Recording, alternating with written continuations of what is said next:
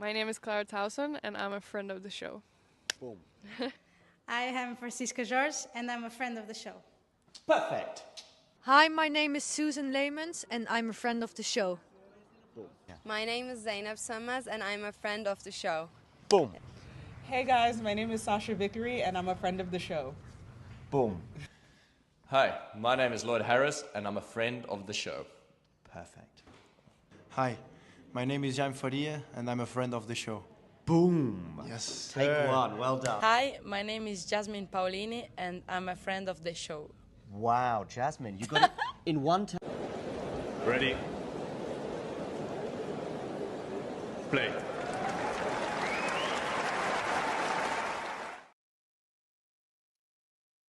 Hello, and welcome to this stream that we're doing live watch along. The first match for Alex Eala since her surprising and incredible run in Miami, but it comes now in quite different conditions, quite different setting of a WTA 125 event in Portugal, Oeiras. And goes in now as the number 1 seed. And of course, this takes place on clay, which is, a surface that she's less experienced on and certainly less adept on to the sort of quicker hard courts. And she's playing a fairly tricky opponent in Koevermans, who's ranked, let's say, around 182 in the world. And she has a bit more experience than Eala on this surface. I think, Eala, she has she hits quite a flat ball, and the way that she plays her game, it is a bit more effective on the quicker surfaces. So yeah, it's particularly hard courts. But Eala, she's not without some decent results on the surface herself, and she actually played Madrid last year and got a win there and almost got through the second round, just a close match against Kirstea. Of course, Madrid WTA 1000 event, but it does play not like a typical clay court in the conditions there. But of course, Eala comes in pretty good form and she'll be confident here. Her opponent hasn't had a brilliant start to the year, although, as I said, she's got good experience on clay. She's won a couple of clay titles last year on the ITF circuit. So, Eala's probably got to be on it. I mean, obviously, Koevermans is not going to be underestimating Eala, I believe. So, it's going to be a bit more pressure on Eala here to perform. The expectations now are different, but a pretty good start there for Eala to go and hold to love. So she hasn't hasn't lost a point yet already. So yeah, so Eala's maybe going to have to play a little bit differently from she would have done in Miami, but be a bit more patient in terms of building the points. But I mean, obviously she does have she should have good experience as well, training on clay as well. Of course, a product of Rafa Nadal Academy, and I mean, she almost qualified for the French Open last year. She got to the third round in the qualifying, just lost out. Same also at Wimbledon and at US Open. So she was knocking on the door in these big tournaments, but yeah, she didn't quite break through, and obviously it did come this time in the Miami Open. Quite a remarkable run, obviously getting the wild card there, but yeah, I mean, I think Eala she does have a good tennis brain on her, but maybe she's it takes a while to sort of get the consistency and level, and perhaps we'll be starting to see it from her now. Up to near the top 70 at the moment. I think she was up to 73 in the rankings, but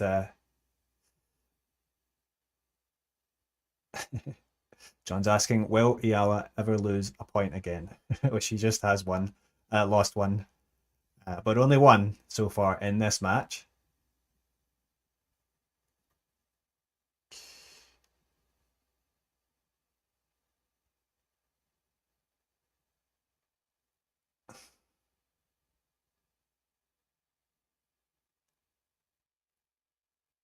And she's just lost the second one there with the error going into the net with the forehand.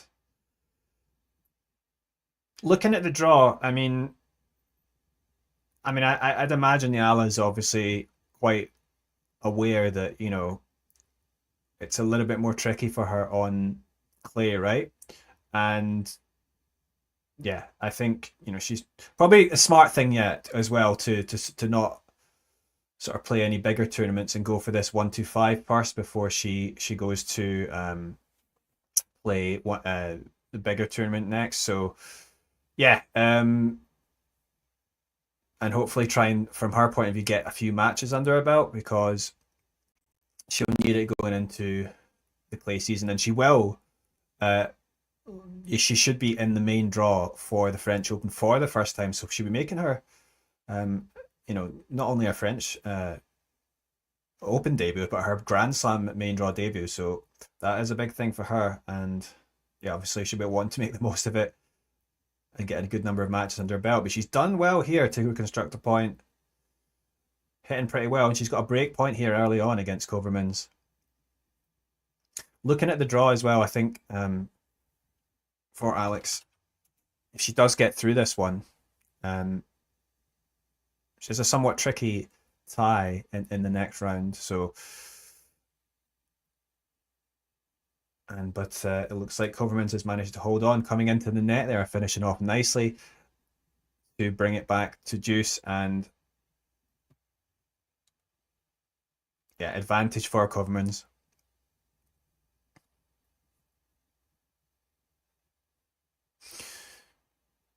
Yeah, and a few sort of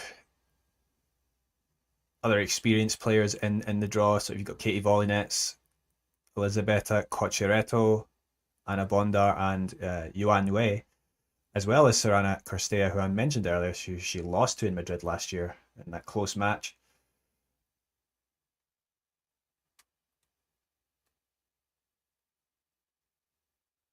But, you know, Eala, she does, with that ball just sailing long there from Koevermans. Yeah, she's certainly a fighter, isn't she, Eala? And she has a good, you know, amount of passion for this game, and obviously you wouldn't get that without, you know, the kind of run that she went on. You know, that's indicative of that. Yeah, Udvardy is the player that she might face in the second round. Of course, Udvardy has to get through her first round match, but that's the Hungarian player who has been up, you know, within the top 100, and she has had good results at this level on clay, including a title, a 1-2-5 title in Buenos Aires, and she's reached a bunch of other finals and didn't win, but you know, she got that clay pedigree under her belt. In Eala's section, I think there was the number 7 seed withdrew, so that was Solana Sierra. So one of the seeds dropped out in Eala's half of the draw, so that means Lipchenko went into that slot. So perhaps a bit of luck there, perhaps for Eala in terms of, you know, but still a long way to go before that would make any difference. That would have been who she'd face perhaps in the semi-finals, but Koevermans did hold, and we're on serve, 1 game each. And that was a backhand there, just sailing wide there, cross-court backhand from Eala.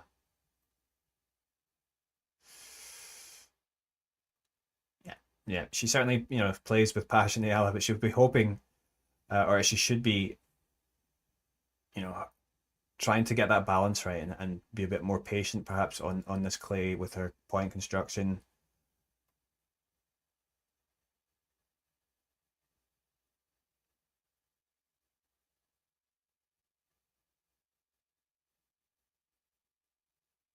Okay, that was good forehand on the cross court there, drawing the error from Koevermans. So, and of course, what is contrast, right? You know, you can see that most of the seats there are empty. Yes, big contrast from the Miami Open. and she pretty much had a full house in most of her matches. Such a big stadiums there. But this is such as the life of a tennis player. There's not going to be too many people usually at the WTA 125 on a Monday. I don't think the forecast looks particularly good as well. So perhaps maybe some rain later. But we should be okay, hopefully, for this match anyway.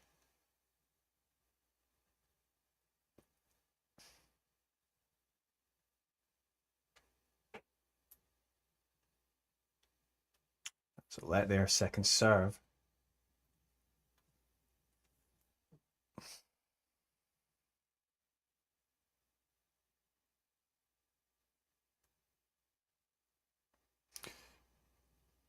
I know. And now a second serve from Eala. Dan asking on Twitch, have you ever been to Wimbledon before? Yes, I have been to Wimbledon. Lucky enough to have been to Wimbledon on 3 occasions. And I think I was there just on the second or third. Actually, no.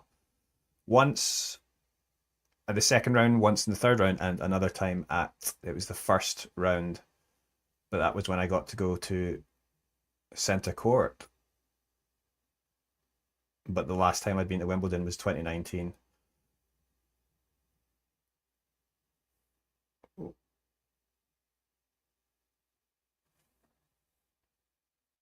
And Koevermans able to take control in that rally. It pushes it to 40-30 on the Eala serve, but Eala still with a chance to hold.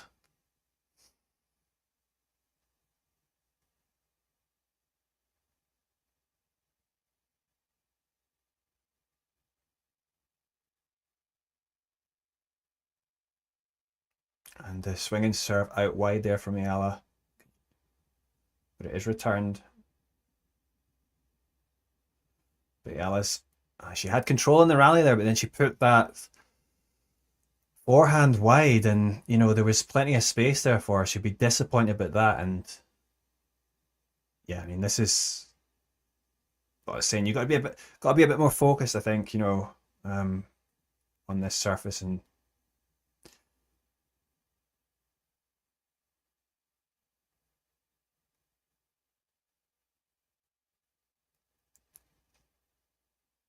so we're at juice, and then first serve here from Eala. Oh, and that's was returned, and she snatched at that one and put it into the net. So we've got a break point here for Koevermans, and not the best start here for Eala.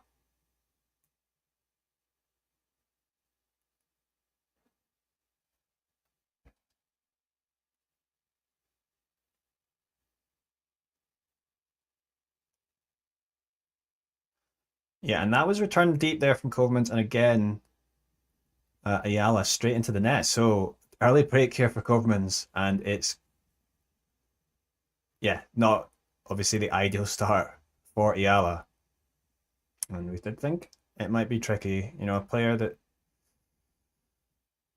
is definitely more experienced on clay, but also already played a couple of tournaments on the surface this year in Brazil.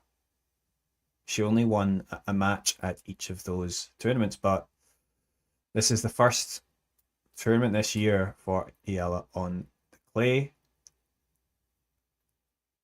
And of course, the first tournament since that run in Miami. But yes, Eala, of course, you'd be hoping to play several more tournaments as we are at the start of the clay season.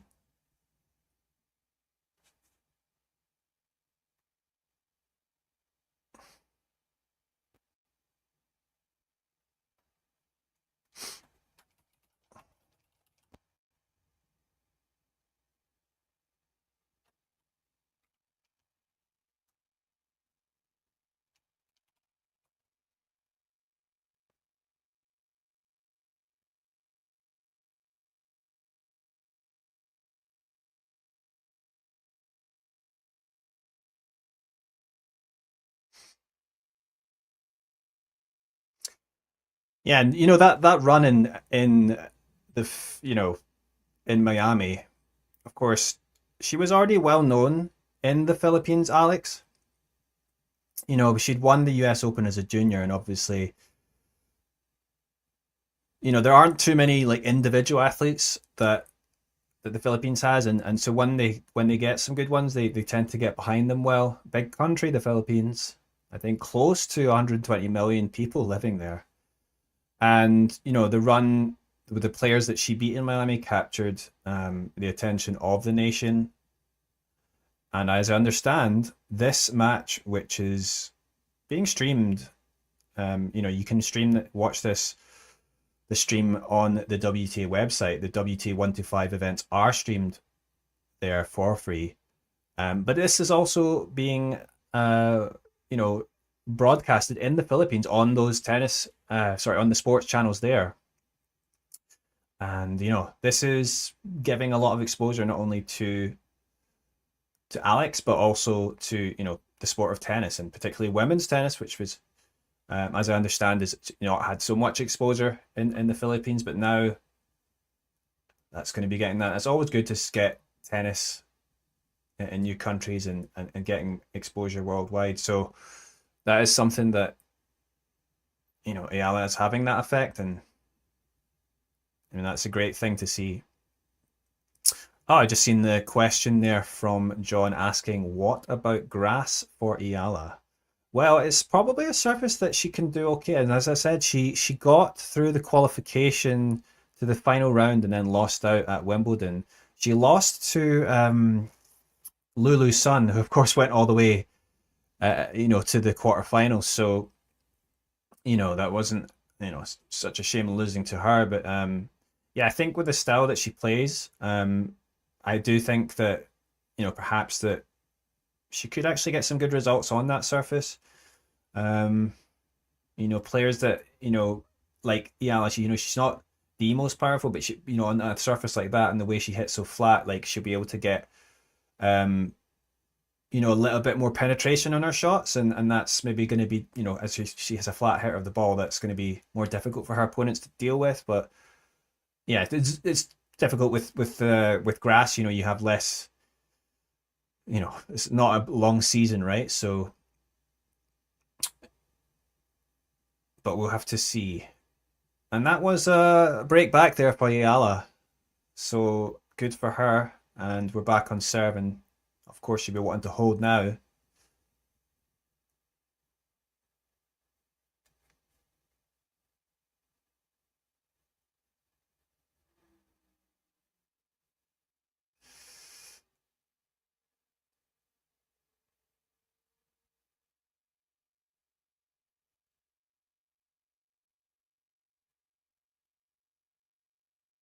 Yeah.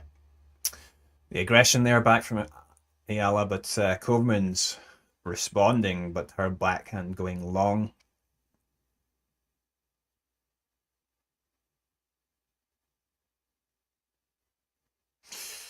Yeah, Lulu Sun as well. I mean, another player that has sort of risen in the last year, just done very well. She represents New Zealand. She just did very well in that World Group 1. I think New Zealand won that, and so perhaps a chance for her to direct them towards the main group, the World Group. So Billie Jean King Cup finals, which the finals this year are in Shenzhen in China. China will be there as host nation. A couple of other Asian nations there in Japan and Kazakhstan who qualified, along with Italy, Great Britain, and a total of 8 nations there. Yeah, it will be difficult, perhaps, for the Philippines to make sort of the main finals. It would have to be Eala probably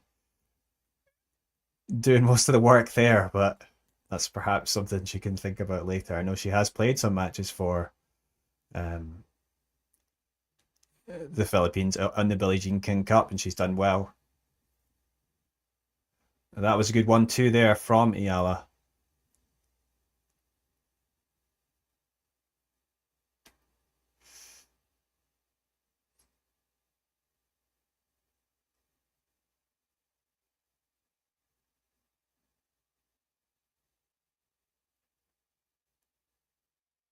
And I wonder, as we got Lucille saying that she got off work, it's 5:25 in the Philippines. She obviously got off work and she wants to go watch this match. She's watching now. I wonder how many people are actually watching in the Philippines. Trouble here for Alex, though. She's a break point for Koevermans. Oh, and it's going to be a second serve as that first serve off the tape goes long.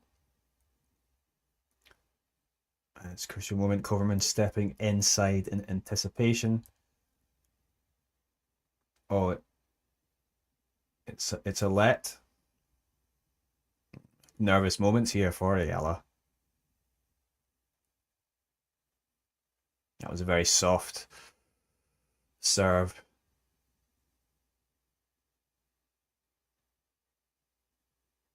That was a better second serve, but it was returned well by Koevermans, and she's got the upper hand here early on. Difficult moments here, this rally. But Eala's done well to get back into it. That was a deep ball there. But she's going to want to make sure she's not going to make an error here. She's got to hold on. That was good sliding there in the corners from Koevermans, and she does get the break.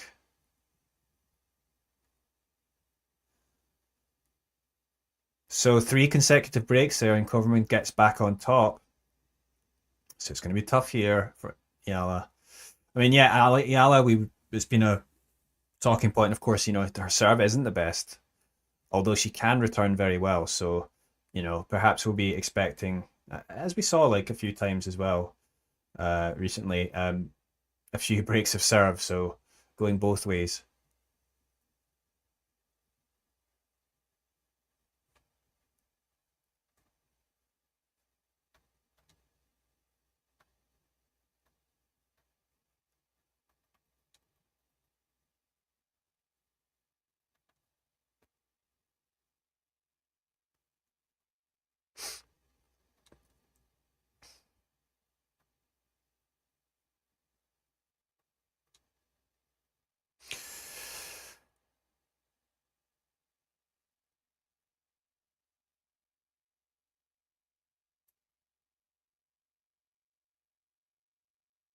Yeah.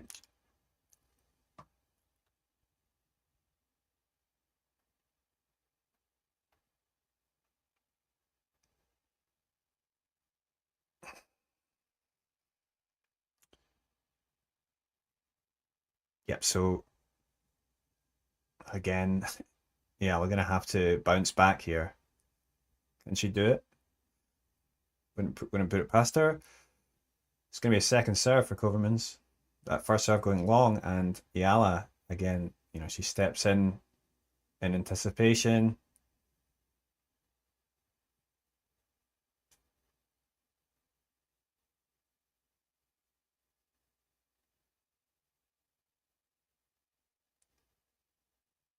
Yeah. Yeah, and aggressive there, and Koevermans backhand going long. Seen it a few times, Eala going sort of big and deep on that forehand side, and then Koevermans backhand going long.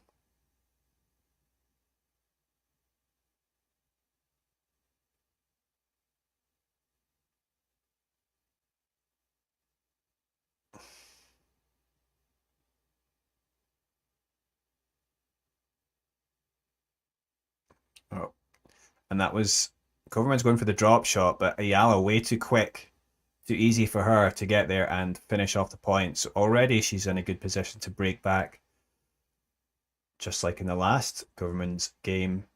Now at love 30.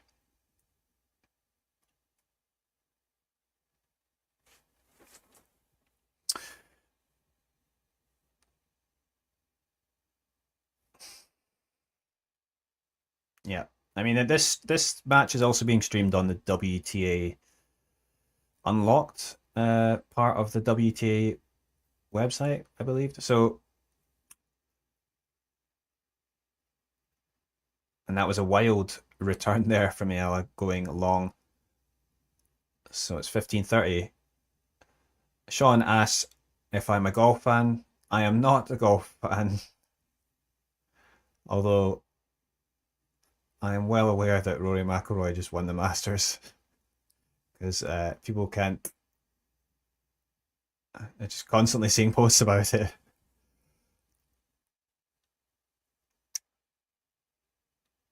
Yeah, so Norlan was asking if Stuttgart's going to start today. That's a WTA 500 event. It's a clay indoors, and it's always one that people look forward to. Big names in there: Coco Gauff, Swiatek, etc. And a little opportunity. Should be disappointed with that. Eala letting that one go. So it's back to 30 all, and yeah, she's obviously be wanting to bounce back after losing serve twice, but she's going to get a chance at another second serve.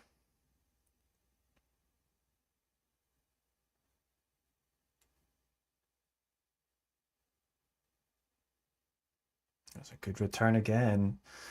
And yeah, good enough for Koevermans to make an error. So another break point for Eala.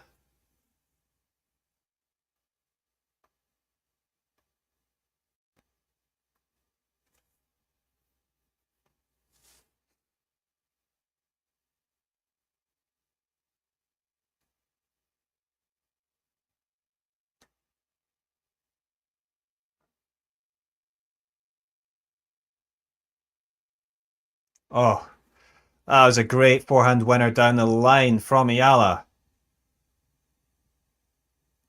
And she's back on serve, but can she hold on this time? And that's been a problem. She has been difficulty holding.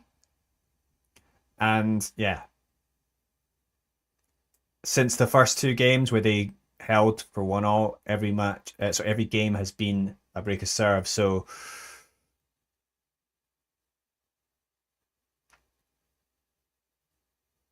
and I can actually see Filipino flag there in the corner of the screen. There in Oeiras, so she does have support there.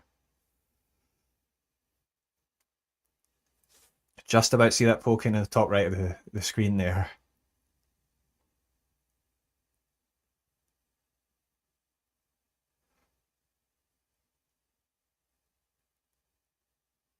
Yeah. Oh, it seems quite windy there as well. And that was a finish there, winner with the lob from Koevermans. So yeah, she hits, with decent topspin in that forehand side, and she was using the drop shot effectively this time. I'll be really hoping for a good first serve here.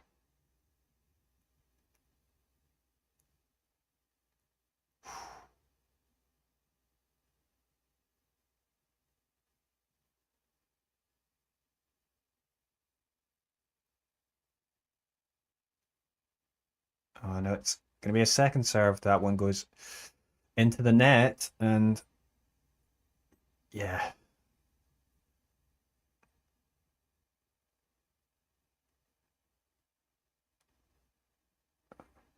Okay, yeah, that one sort of kicking up there, the serve, the second serve, made it Koevermans a little bit awkward for her. And that just allowed Eala to step in and get that winner there, win that point. So, yeah.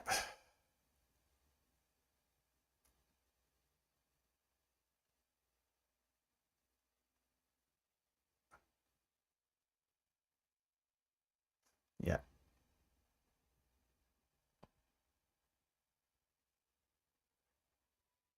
Yeah, and that was Did well there, Eala. I mean, Koevermans, initially the return, she returned it deep, and this is, going to be the problem for Eala, but she was slightly on the back foot there, but she managed to regain control with some pretty strong shots of herself, and yeah, that was well done from her.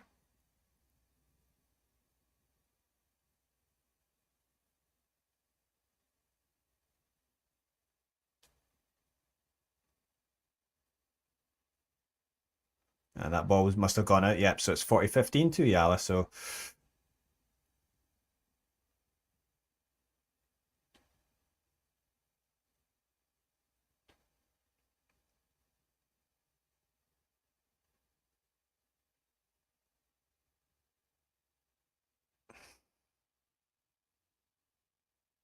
yeah, and that was finally a good hold from Eala.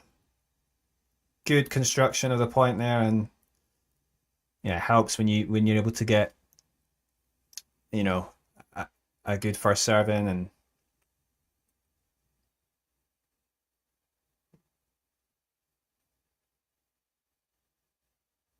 yeah, so it's going to be interesting to see how Eala sort of copes with that pressure. Is she going to be sort of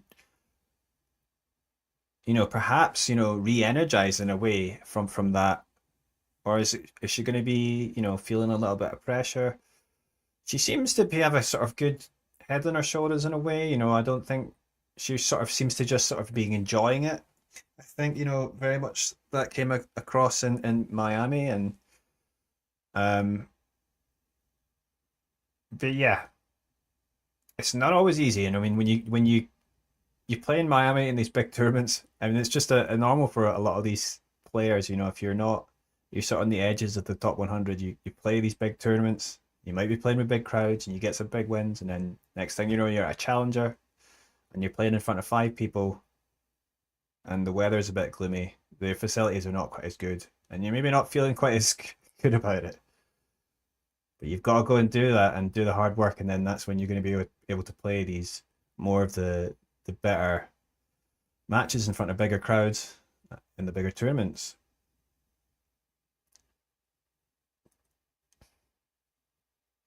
And that's a good return again, and perhaps now Eala's going to be smelling blood because she got that love 15 on the Koevermans serve. If she does break here, then she'll have a chance to serve for the first set. And perhaps Koevermans will be feeling a little bit of pressure. She gets the first serve and it does kick up, and that's another deep return from Eala. She's going to have a chance to sort of get in control in this rally.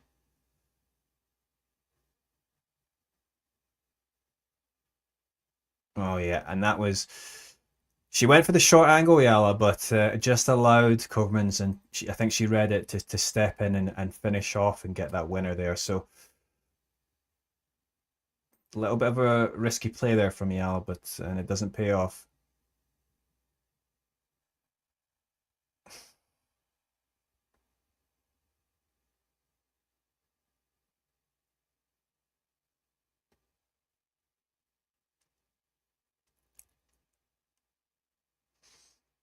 Serve down the middle. Oh, and that was Koevermans sending that ball way long. And should be disappointed with that, just giving Eala a chance here at a crucial point in the match. A 15-30, of course, is always huge. And, if Eala does win this, it's going to be 2 break points for her. If she loses it, it's at 30 all, so it's completely different. And that she'll get a look at a second serve, that serve from Koevermans going out. So now we're here. Perhaps a chance. Eala's looking in anticipation, and that's a terrible serve from Koevermans. Really probably just again feeling at the moment, and that serve just dropping into the net. Never looked like going over. So chance for 2 break points here for Eala.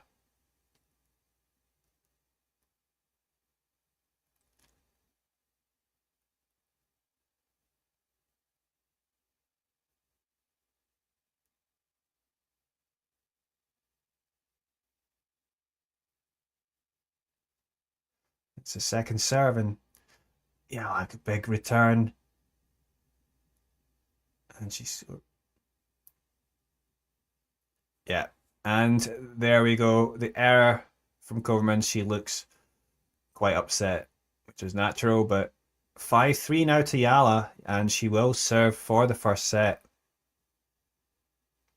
So Eala's going for her first set won since her Miami run.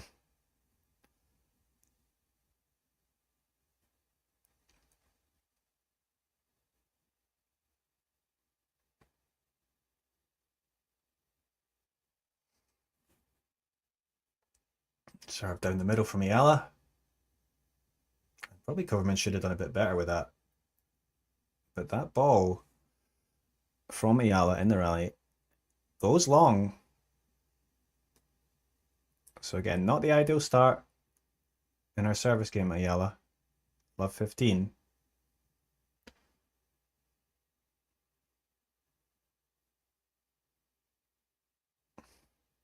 And I do wonder, that fan with the flag of the Philippines in the corner, wonder how, if do they live in Portugal? How far have they travelled to go see Eala play in this match? I do wonder. But unfortunately for Eala, it's a love 30. So a bit of pressure for her now again.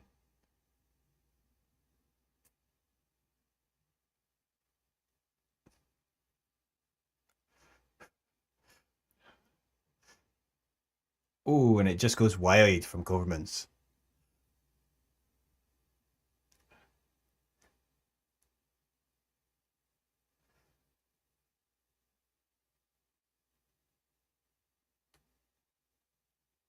Yeah, some people are wondering whether if you can actually watch the stream of the match. Yeah, you can through the WTA website, WTAtennis.com. If you see, I think it's WTA Unlocked. You have to sign up for a membership, but if you log in through that, WTA Unlocked, you can get a stream of this and all the other WTA 125 events.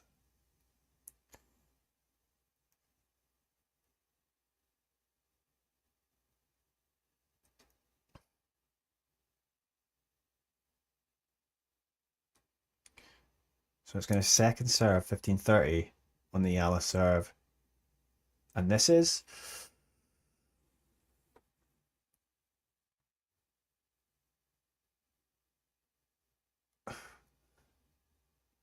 crucial here. And that was a good backhand cross court. And it does draw the error. It wasn't called, but Eala circling the mark, and probably it did look long.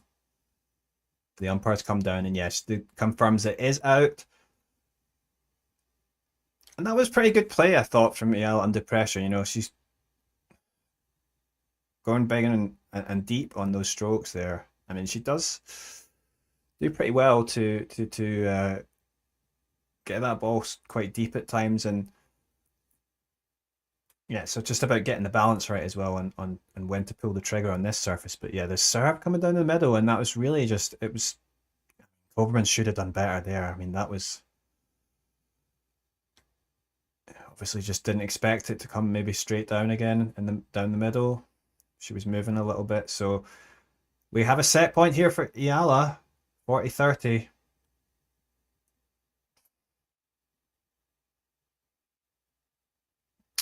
But it will be a second serve.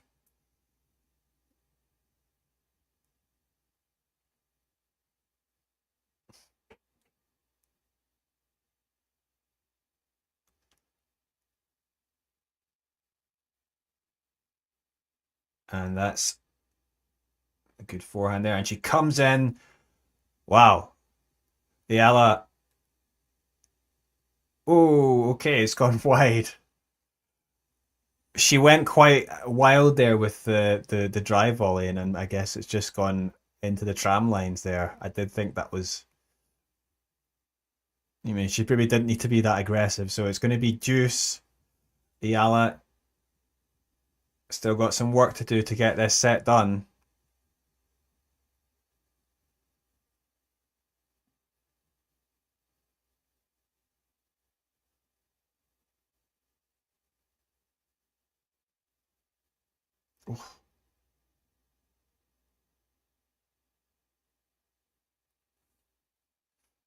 Yep, and again, Eala just, you know,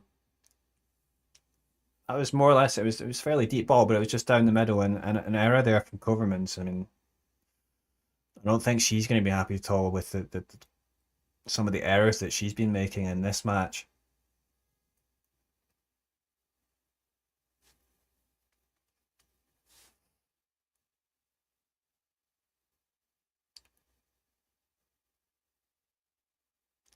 Serve down the middle. But yeah, not good enough. I mean, it was just Koevermans was expecting it, and the return was good enough so that Eala just couldn't get the ball back in play. And we're back on juice.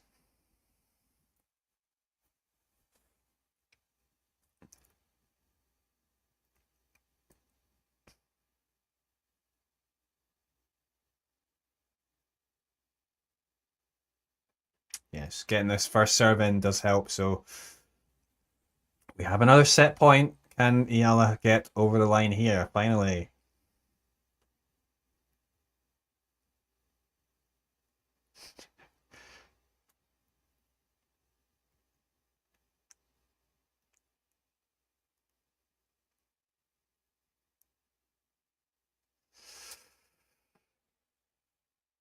It's a serve in.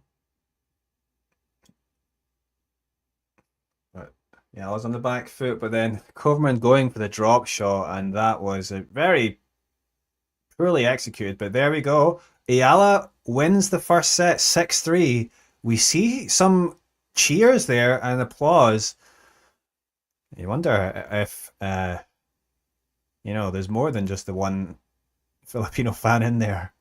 How many have come to see her play? I mean, of course, I saw that it's being broadcasted live in the Philippines, which is great to see on one of their channels there. So only a WTA 125 event. You know, these events are not always televised, and you know, in different countries. We've got an ATP Tour. Or sorry, I should say ATP Challenger 125 event now here in Korea, going on in Busan. Not sure if that's being televised anywhere. Fortunately, it was raining today, so a lot of those, well, almost all but one match was cancelled, so they postponed until tomorrow. Quite a few players taking part there, though, in Changhyun on the comeback. Kwon Sun-woo, who's actually still doing his military service but is allowed to play his home tournaments, or for the Davis Cup team. But yeah, obviously this is a home tournament. He gets the wild card, and a few guys like Christopher Eubanks, Emil Ruusuvuori on the comeback trail, trying to get back up, I guess, back up to that ATP level. They have to play these challengers. And there's the schedule there on the screen that for this event, Oeiras, the WTA 125, got Alex is the first on the centre court this current match. Katie Volinets is up next. And yeah, you got a few other players like Ioannou. She's the 5th seed there, and she got a tough match actually against Victoria Jimenez Katsinseva of Andorra. And Ioannou, yeah, she's someone that slipped down. She was in the top 50. I think she's now about 100 in the world. So, yeah, it's tough out there on the tour, and you know, being just outside the top 100 and being top 50 is a big difference in terms of sort of, you know, your sort of earnings and just your level, right? So already we've got the second set ready to go. Anouk Koevermans of the Netherlands to serve first. And it was a decent return there. And Alex Eala. Okay, yeah, she was coming into the net there. And it was all right, approach shot, but it was just enough for Koevermans to make an error. So I do think Alex, she looked focused, to be fair, and she didn't panic, obviously going down breaks, but she knew she would have her chances. She's taken them. And she probably was favourite, obviously, coming into this match, but I don't think a massive favourite. I mean, given that it's not her favourite surface, but that was another double fault there from Koevermans. So Koevermans is, she's not been looking too good, let's be honest, and certainly the last half of this set, or the half of the first set. And yeah, it's going to be pressure here, and this might, if Alex can get an early break here, that might be the little springboard for her to kick on and get this wrapped up, maybe in straights. Oh, but that was good forehand deep there from Eala. We're in an exchange there that, yeah, she goes into the backhand side, and Koevermans tries to slice, but it goes into the net, and yeah, been quite a few errors from that backhand side from Koevermans.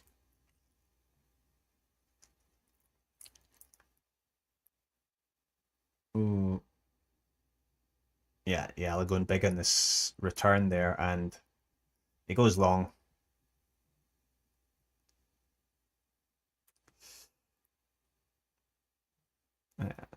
After each of the points, I always find it funny how Alex, she always likes to, do the stroke actions. She's never stopped doing that, so it's just her little ritual.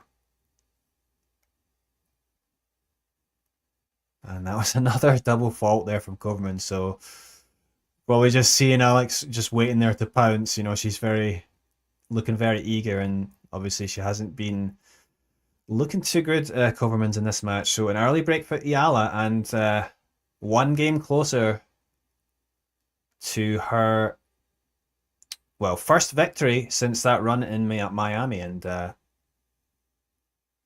I'm sure she'll be, if she can get through this, Eala should be very happy. As I say, she hasn't had so much experience on the clay, hasn't had really many good results on it. Other than that, that WTA 1000 event in Madrid last year, but as I said, it's very specific conditions there. But I mean, yeah, she will be playing there again, surely. And it's going to be interesting to see how she does. I mean, I think, she's obviously been fired up when she's had these chances to play these bigger events, and she's done well sort of in qualifying the last year, missing out in the final hurdle, but giving it a good go. And now that she's going to be getting into more of these big events, near the top 70, she'll be getting into more WTA events directly, and of course with that ranking, she's definitely going to be playing the French Open main draw. And then perhaps, like we were talking earlier about how can she do on grass, if she can sort of maintain that ranking, she's probably going to be in the main draw as well for Wimbledon. And yeah, I think that's a surface where, she might be able to do a little bit of damage. So, but as I said, it's, not the longest season with on the grass. So as many matches you can get lead up to Wimbledon, it's going to make all the difference.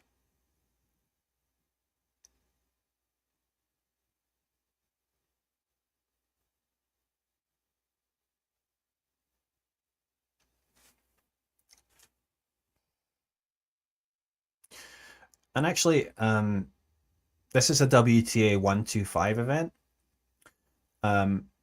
which is, obviously getting to the semi-finals at the Miami Open, you would say is probably a better outcome than winning a WTA 125. But she hasn't won at this level yet. She was in the semis of a 125 at the start of this year, I think in Brisbane. And she won a 100, an ITF 100 title last year, which is the biggest title to date. That was a good victory, and that also happened to be that was in Madrid, but that was on hard courts. And yeah, so I mean, if she was to go on to win this, it would still be a great achievement in her, still fairly young career. Um,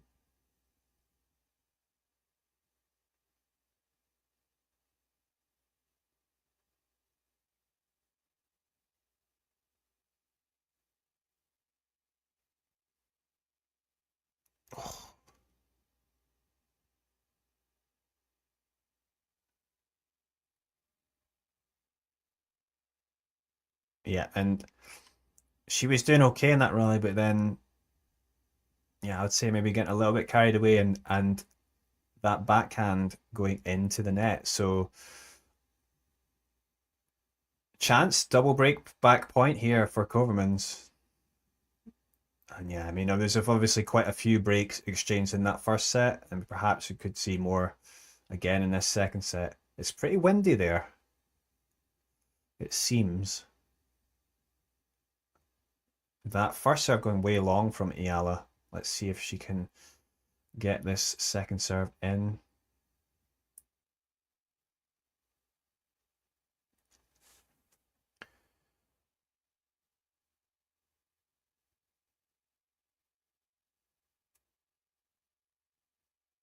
It's very short. Yeah, that was just too easy for Koevermans, and that's break back for her. So it's one game all again, and neither player having held.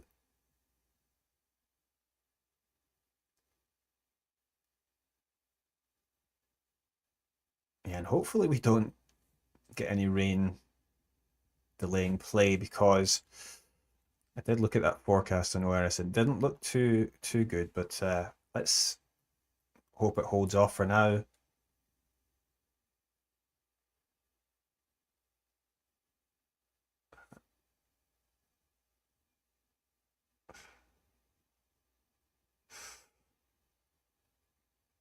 Yeah, and that's Eala getting the first point in this game. I mean, I think with Eala, she's definitely a fighter, and she'll fight for a lot of boys, and she's not obviously the biggest player, and a lot of women in the modern game, they've got good power on them. They've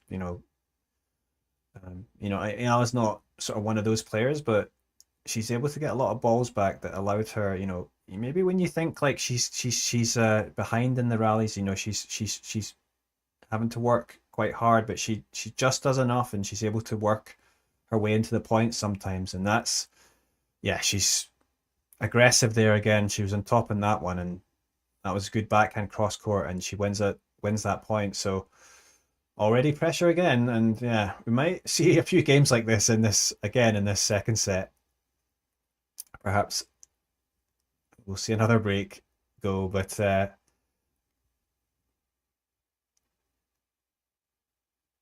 oh.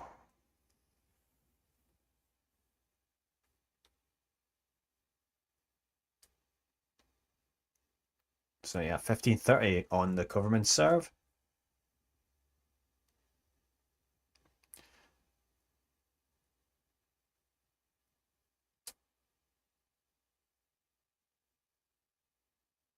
Well, that was a return deep. Koevermans circles the mark. She seems convinced it was out. It looked like it might just be long. And yes, the umpire confirms that it was. So Koevermans lucky there.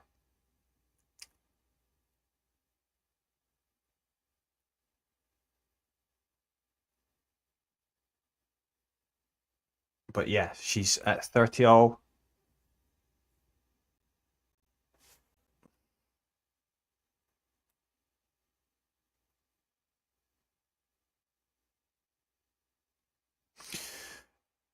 Sean's asking her, how did Eala come through? Was she coached in Europe? Yeah, Eala has been training at the Rafa Nadal Academy in Mallorca since she was 13 years of age. She is now 19. So she's had a good education there, and yeah,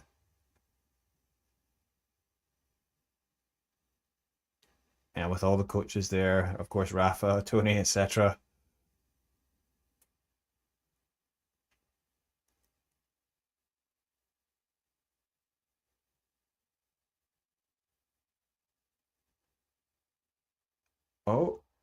Wow, that lob just landing on the baseline.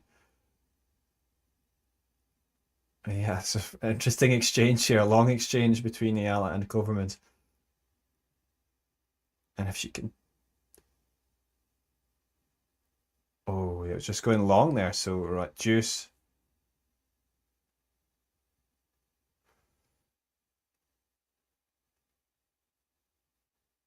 Yeah, we had a little picture there of that was Eala graduating there. She's with Iga Swiatek. Of course, Swiatek also came, was at that academy, and yeah, so she's had a good education, and so people have known about her for a while. There's also Coleman Wong, and they also trained there, and still has a coaching team from there, I believe. So, yep. So,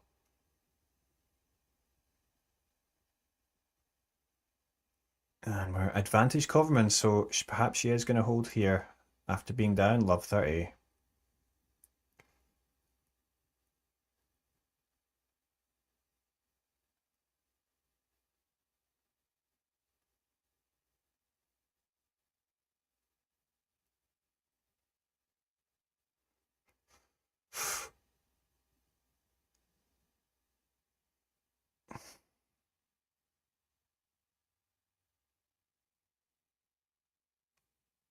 And Coleman's doing better now. That was a good hold, and she lets out a big roar because she knows that was a pretty good game for her. And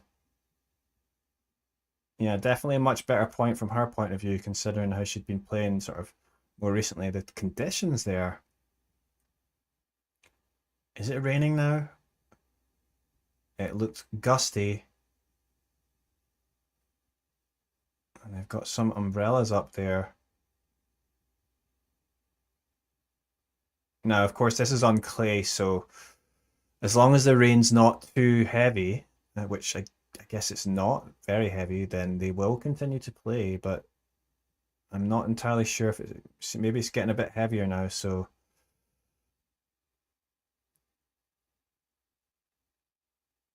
yeah, not ideal conditions, and it doesn't look like it looks like they're ready to take a sort of break here. I mean, we are.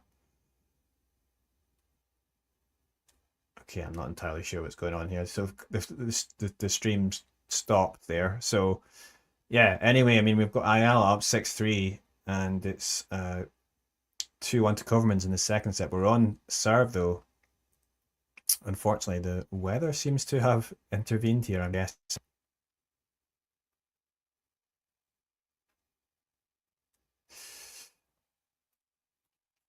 Okay, the stream's back up. Okay, so we are going to continue. I thought the weather was going to stop us there, but no, we're okay.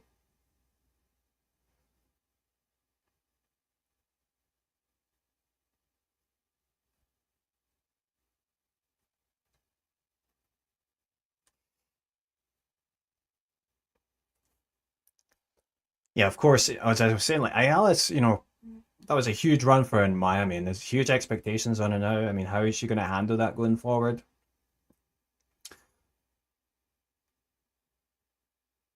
Not the best serve there, and Koevermans steps in and hits that forehand winner easily. So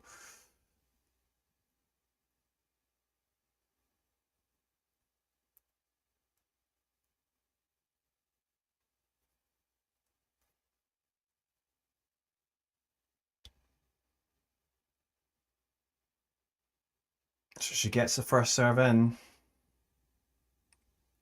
and she gets on top, and that's a big forehand. She likes that forehand when she, inside out or going up the line like that with that lefty forehand she has.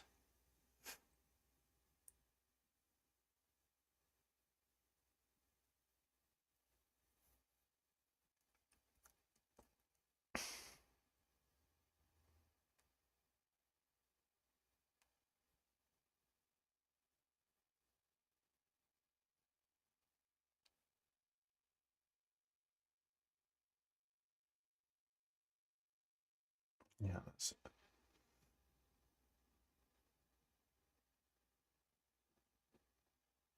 that was, I mean, it really started from the serve just wasn't quite good enough for, and just Koevermans was on top in that point from early on, so 15-30 now on the Eala serve.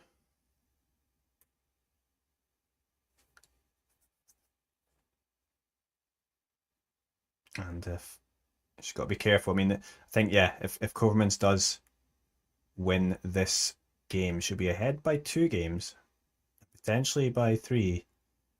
Yeah, we haven't seen that yet in this match.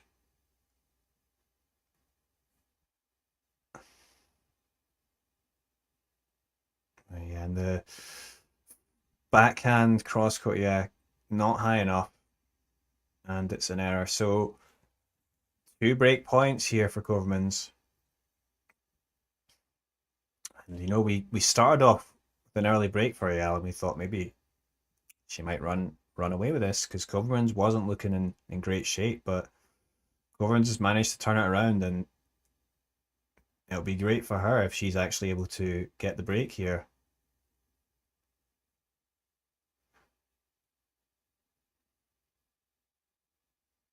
Yes, and this is going to be difficult.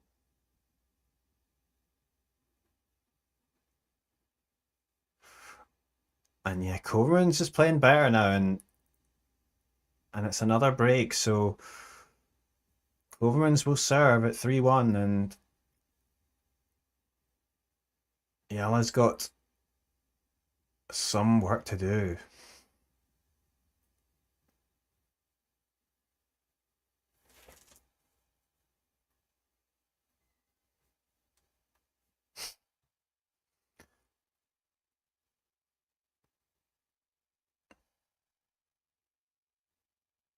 Oh, I've just seen there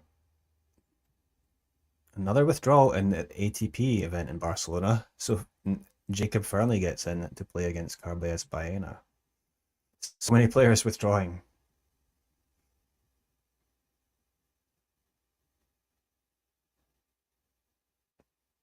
And that's a good start though from Eala.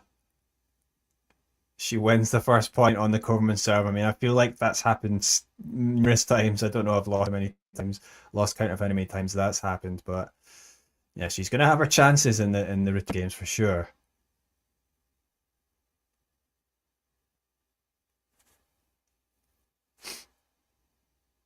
I can hear sort of on the camera, I can hear the pitter patter of rain.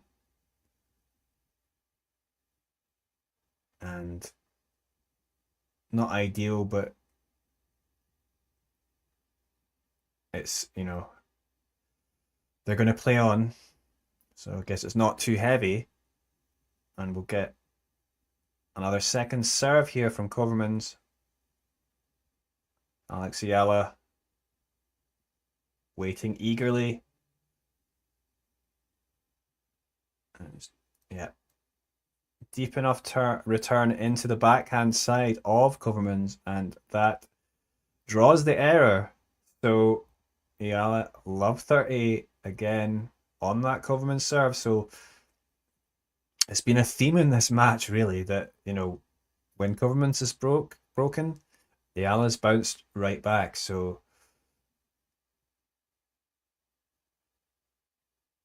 and it, you know, that Koevermans hold that she had earlier, you know, she'd done well to actually get that hold there because it's, you know, hasn't been coming for her in this match. Second serve there is returned okay from Eala. She's on top in this point, but she's got to be careful. And she just does enough there, so it's an Eala's back on serve.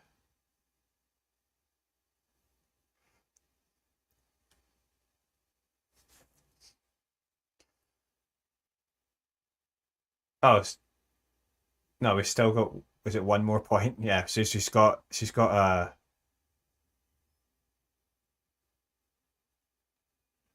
it's she's saying that she's broken, yeah, she's still got one more point to win here. So she's got a break point here, Eala. Is she gonna take it? She's on top, and that, yeah, she does take it. The forehand doing the work there. Okay, yeah, so yeah, we are finally back on serve. It's confusing there. John was asking who withdrew. That was who was it? That was Jordan Thompson withdrew from Barcelona, which means Fernley gets in. Which is, yeah, it is, of course. Fernley gets in as a lucky loser, having lost that final qualifying match, and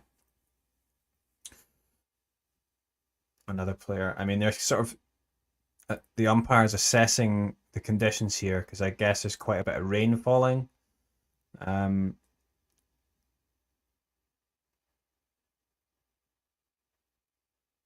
I guess they're going to continue playing, which is. Oh no, I spoke too soon. So the umpire does confirm that play is suspended. Unfortunately, yeah, we have to stop here for a rain delay. Yeah, we've got the Asian tennis news on the screen there. We have Madrid update. Zhang and Shang out. It's been a theme of the year, really, is Shang withdrawing from tennis tournaments, especially. Zhang, not so much, but Shang, yeah, he just seems to be struggling physically for various reasons, and unfortunately he has withdrawn. When I was in Hong Kong, he withdrew then because of illness, but then there's also been physical issues and injuries, so yeah.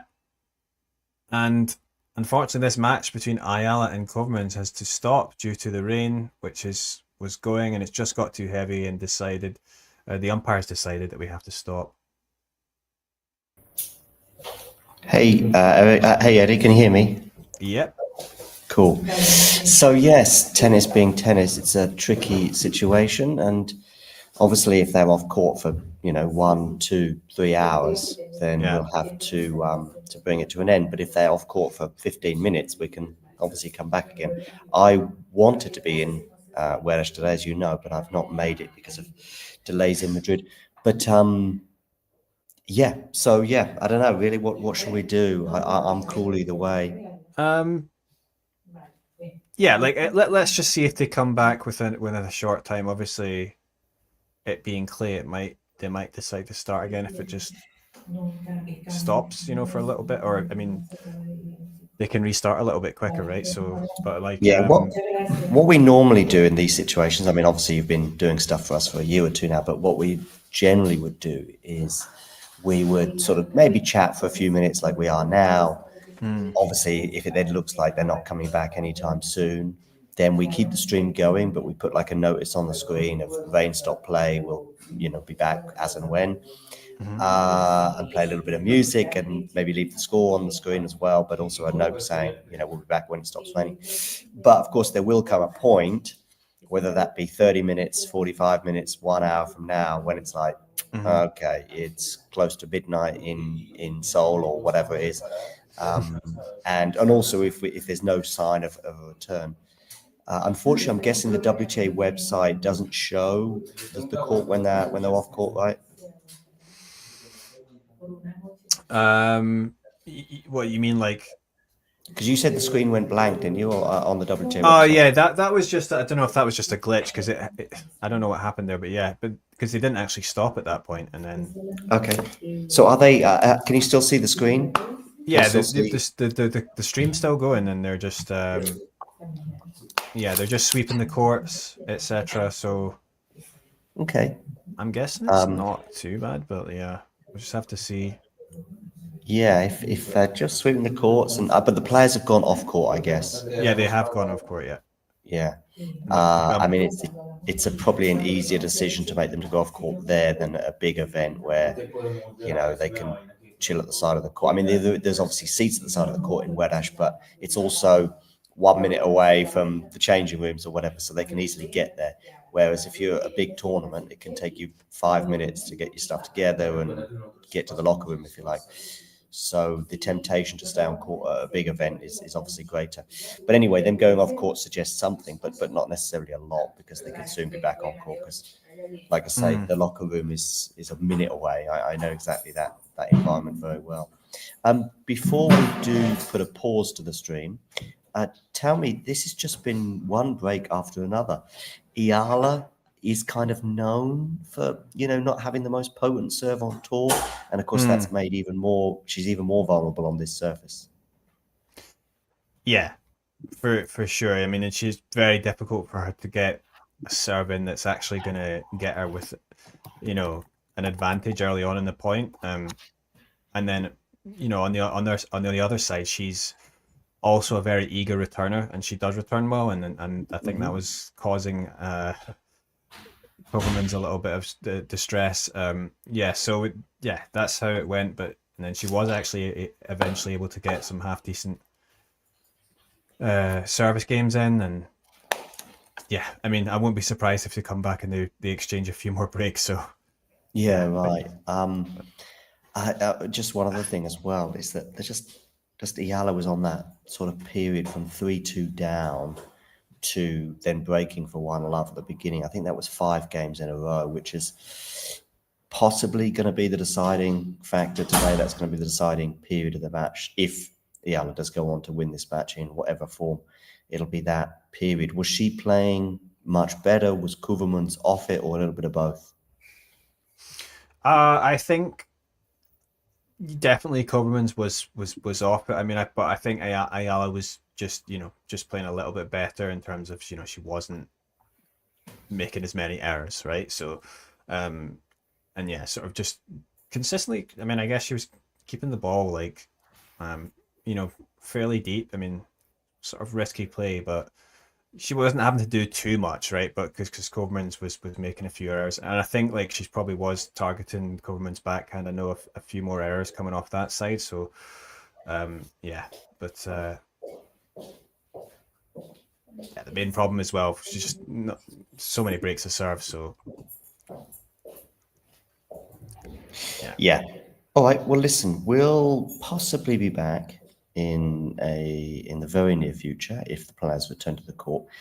If it does get to a point that we know we're not coming back anytime soon, then I'll put a note on the screen, or I'll even come on the stream and just say, look, no play at the moment, and we'll come back some of the time. And if Eala progresses, I hope that we can cover more of her matches this week.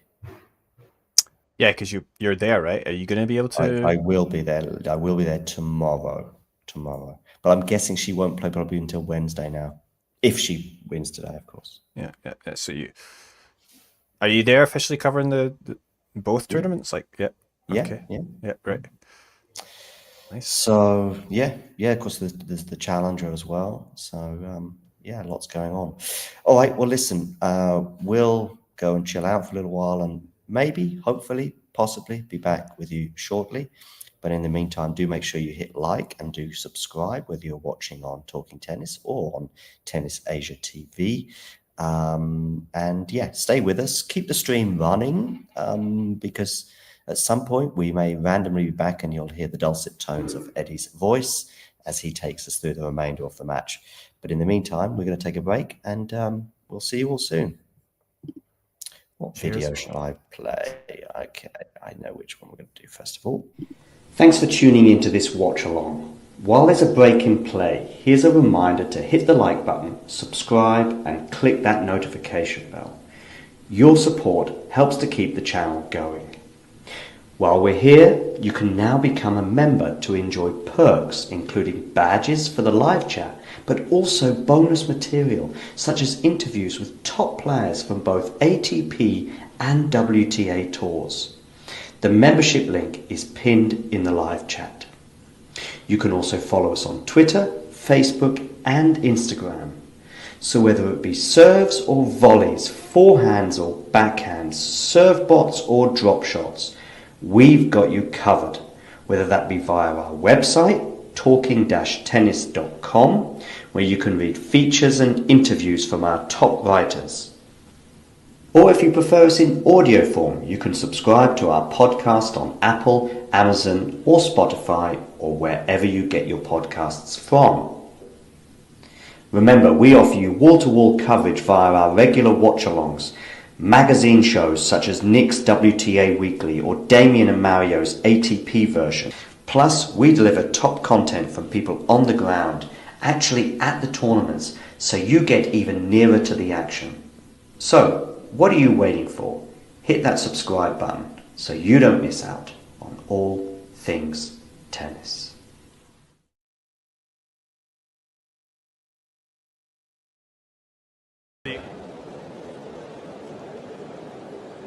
Play. So should we get into one of the bigger stories of the week in Probably Alexandra Eala? The story of the week. Let's be honest. I mean, everything was about Alex Eala this week, and I think her run to break into the top 100 makes her worthy of the Jakob Bobro Award for this week. Across the WTA and the ATP, there was no other story that was worthy of being recognised in honour of someone who was very passionate about seeing younger players break through. And what a breakthrough. Just, I have one word in my notes when it comes to Alex Eala, and it's wow, exclamation mark. And honestly, I was so impressed by her insane confidence and bravery across the whole run, taking out 3 Grand Slam champions. And she was not phased at all. She didn't seem phased at all, other than maybe the end of the first set against Pegula. But yeah, this was, as you say, the biggest story of this tournament for multiple reasons. Yeah, I mean, I totally agree with you, Nick. It was just it kept she kept defying these odds. But I think her play style really, captures her mentality. And not that I want to compare it to Rafa, because obviously that's a stretch, but obviously being a Rafa Academy prospect, and being a lefty and just tenacious defense, mixing up the heights of the ball, impressive movement, no giving up. It's and she plays with, a serious aggression and, determined kind of mentality out there on court. And I think she has a lot of confidence. So it was a lot of fun to watch. Oh yeah, totally. You said her game reminds you of Rafa. I'm trying to pin it down, because a lot of people said it reminded her of Leylah Fernandez. Totally. Very energized, lefty, bit of a counterpuncher, but she can hit so deep. She is able to generate some power. Her strokes are so smooth. It's just a little bit different. And also she's taller than Leylah. And that kind of throws me off a bit. There's elements of Raducanu I throw in there as well. I guess it depends. There's some obvious things that need developing, like the serve. The serve is currently a bit underpowered, and it is a vulnerability. But she's still 19. She turns 20 in May. How excited are you about her prospects, given all the things that maybe we're talking about with the potential that we're seeing in her game right now? Yeah, I mean, I'm excited. Especially, with kind of where the tour's at. I kind of look at this as we go into, I guess, the second little part. I don't know how many, I say we can divide the season into quarters, but it's got to be impressive. And I'm big on variety in terms of a player, being able to adapt to who they're playing and playing with different styles. And I just think her game it speaks a lot to that kind of ability, where it seems like her game will transition to clay really, really nicely, very smoothly. But you think about just kind of her ability and mentality and attitude. I think that's what's going to help propel her up the rankings. She's such a competitor, but obviously we saw kind of how proud of herself that she was, and she was, gracious in defeat. But just like excited about all the accomplishments she did make this week in Miami. Her losing moment in that semi-final was one of the highlights for me of that tournament, because like most players kind of will grab their bag and walk off court and need to process, and she just sat back and took in the support, absolutely loving it, and appreciated like how well she had done despite losing what had been a very, very intense match. And I think, I talked about her confidence, her bravery, as you said, in her game. If she stays brave and remembers to love the game, win or lose, which she did this week, that's going to keep her a very, very strong player, regardless of any technicalities. She's going to be a ruthless competitor. And I think that's very, very exciting for the game of tennis, as is the sudden interest in the game that's come from the Philippines now. And I'm only saying this based on the fact that when I talked about the match with the semi-final, I put a tweet out and it got 1K likes, and most of it was, and the vast majority came from Filipino accounts, as far I can assume. Like, there's a nation that just discovered this sport, and I think that's really, really exciting. Totally. And I do want to, circle back to hear a little bit more on your thoughts in terms of, we make like the Leylah Fernandez comparison, and I agree. Kind of like a grinder mentality that has a little bit of, maybe surprising power, but is able to counterpunch so well. But it's been kind of I wouldn't say fall off, but it's felt a little bit of like a stall from Fernandez, where she hasn't really progressed. Do you think Eala can get into that, top 40-ish range and hang out there? Would she be able to, continue to make that jump as she develops? Or what's think so, I yeah. guess, realistic kind of scenario, let's say over the next year or two? I think so. Look, Leylah Fernandez is hanging around the top 30 right now. And if you look at, how she performs, she's very sort of, she struggles to get a run together, but she usually wins 1, maybe 2 games a tournament. And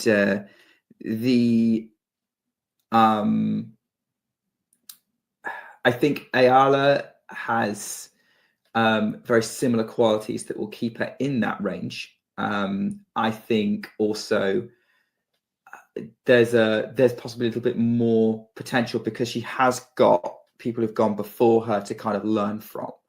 And I think it's all going to come down to how she develops her game, and sort of what kind of highs and lows she experiences in her career. I certainly think that she's been hyped for a long time as a prospect. She's been getting IMG wildcards for a year or 2 now. I think now we see why. I think she's going to be in the mix and for CDEC Grand Slams, at least for a good few years when she gets up there. I certainly think that top 40, top 30 jump is well within her. And I think that's super, super exciting. Because I was going to ask whoever came on, like that Leylah Fernandez comparison. Is there anything that you think she could learn from Leylah's experience? Because their runs were very similar. Leylah's breakout run was very similar to that US Open a few years back.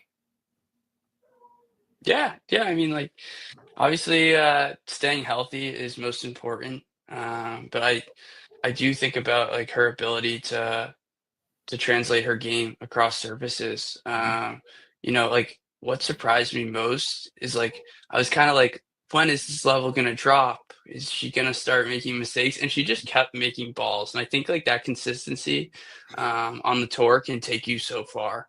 In my mind, I'm thinking a little bit about, like Coco Gauff and the mentality getting in the way and how many, unforced errors unravel and it leaks into the serve.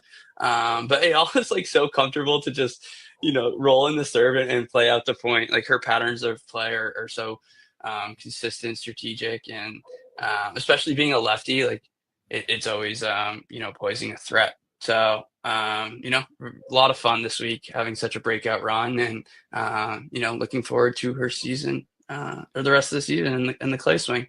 One last question. We said that Pegula versus Eala was one of the matches of the tournament, or you said that. I'm going to say it was the clear match of the tournament.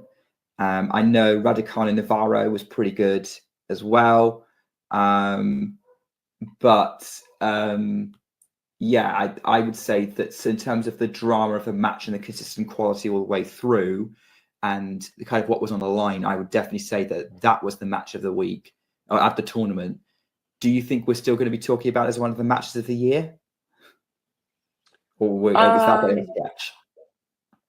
I think it might be a stretch for a few reasons. One, kind of our timing here. I think like if Pegula went and maybe won it all, it would have a little bit more of a tick there. But yeah, I mean, I just think like here we are, almost like I said, like a third crazy run of the season. That match had it all, and it like you said, it was consistent quality throughout, and it was such a fight till the end. So I don't know. I mean, it was a semifinal though, so that's where. And I think the other thing about what it had was drama about it, and like there were momentum swings within every set.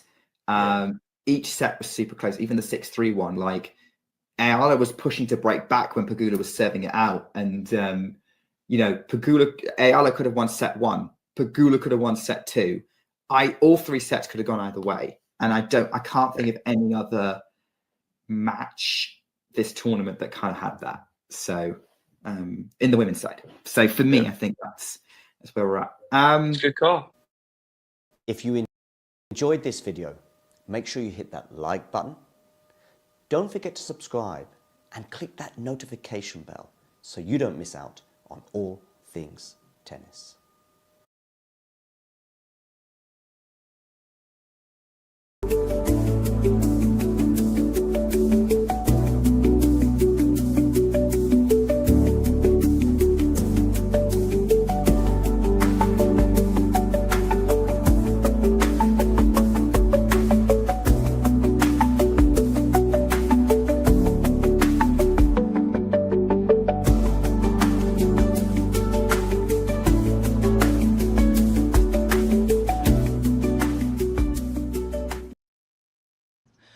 My name is Clara Towson, and I'm a friend of the show.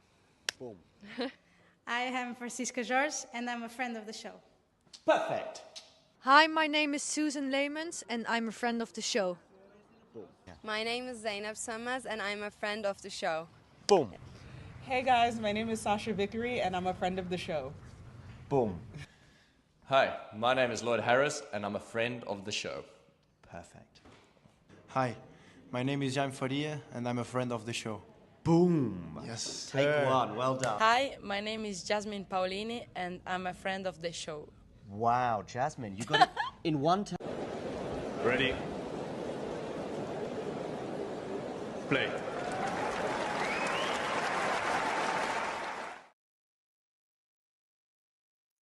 We're back, and that was great timing there, actually, as thankfully that rain delay wasn't too long, and we've got Eala just about to serve right now. Okay, first serve, it goes in,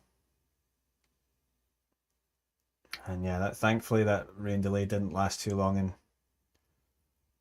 wow, that was a risky backhand up the line there from Eala, but it goes out. So it's love 15 to start off in this game from Eala. She's had trouble holding, throughout this match. But that was a good serve, but it was just returned by Koevermans. But yeah, I mean, Eala getting a little bit carried away, and another backhand into the net there. Trying to be aggressive, but snatching at it, and she's actually already under pressure here at love 30. Of course, she's already up a set, and but she gets a point on the board there. She's going back in behind there. And just doing enough on the Koevermans, into the Koevermans backhand. And we've seen a few errors on that side. And yeah, I mean, I think Eala's been targeting that when she can. So 15-30 though, which of course is crucial. And Koevermans steps in. I mean, Eala's not got the strongest serve. And yeah, Koevermans was able to return that right into the corner. A return winner. And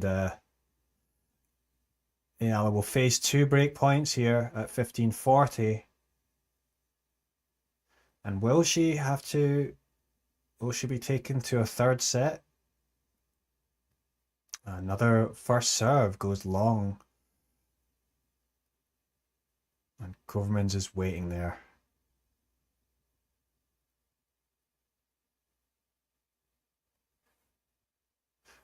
Yeah, and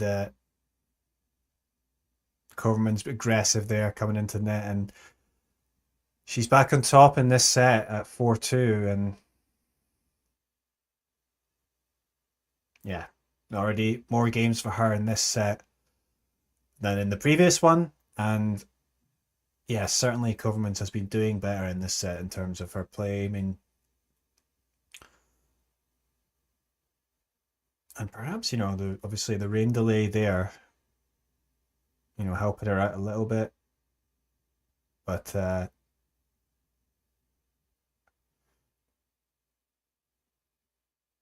she sends that first serve out, and there'll be a second serve from Koevermans. And it's been a theme of this match where Eala has managed to break back after getting broken. And yeah, I mean, she was just waiting to pounce there. Eala with the return weather forehand, stepping right into the court. I mean, it felt like she had so much time there. And that's the problem from perspective of Koevermans. It seems like almost any time she does get ahead a break, she has been broken back. And eventually Koevermans, Eala, she hasn't been holding too much herself, but she was able to at the right moment in the first set, which allowed her to take that first set 6-3.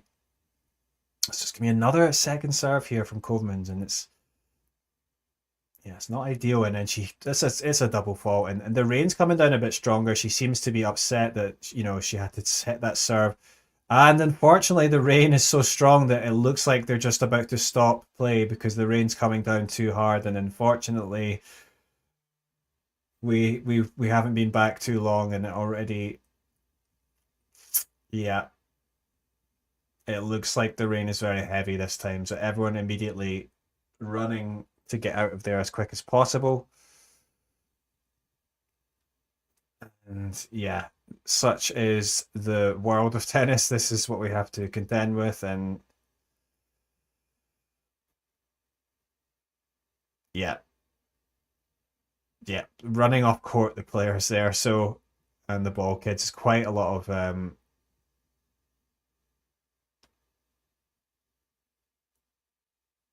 yeah, I mean, I think it's probably best that we're gonna have to take a break again.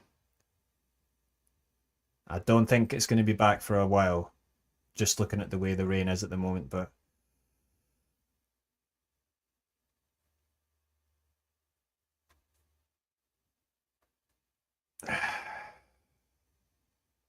yeah, not ideal here for Eala. Obviously, first match back since her run, but she was getting into the Koevermans game there, hoping to break back again instantly. But after another long delay, which looks like it's going to be perhaps longer than the last one. That's going to sort of perhaps give Koevermans time to sort of regroup and perhaps be able to hold on. So, but let's see. I mean,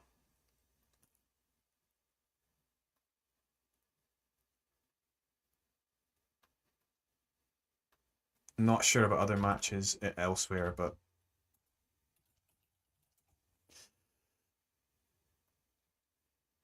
in Oeiras at the moment, you know, the qualifying matches are still going on, and they've not even finished yet. Although this main draw match is you know, well underway, and the weather's not looking too good, so we might not be able to see many more matches today in Oeiras. And there's some of the bigger players we're supposed to be playing today, like Katie Volinets and Johan Nue, and yeah. So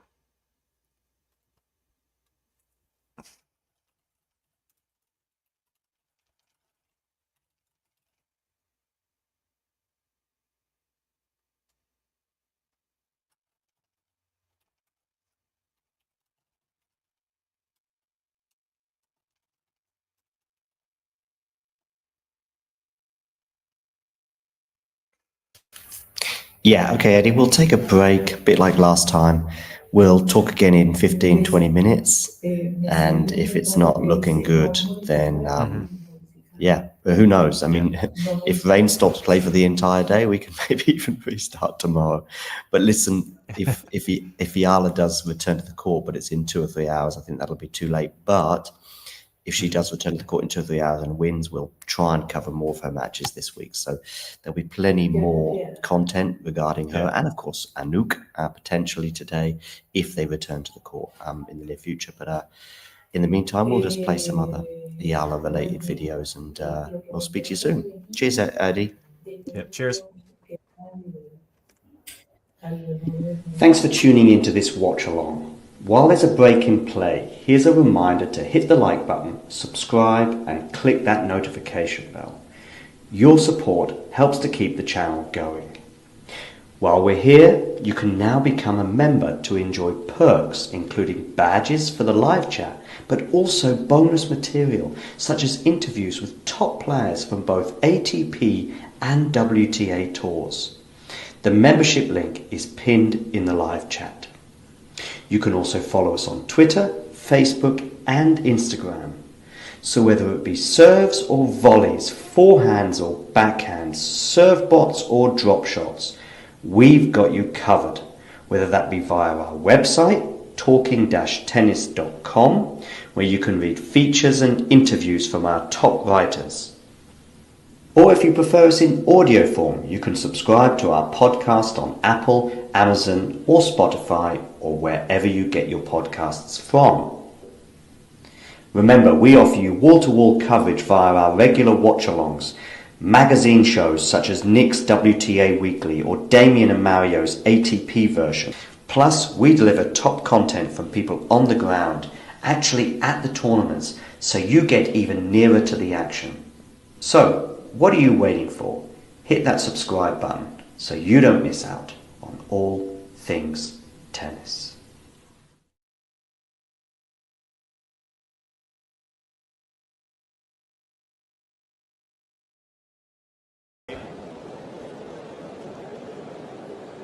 Play.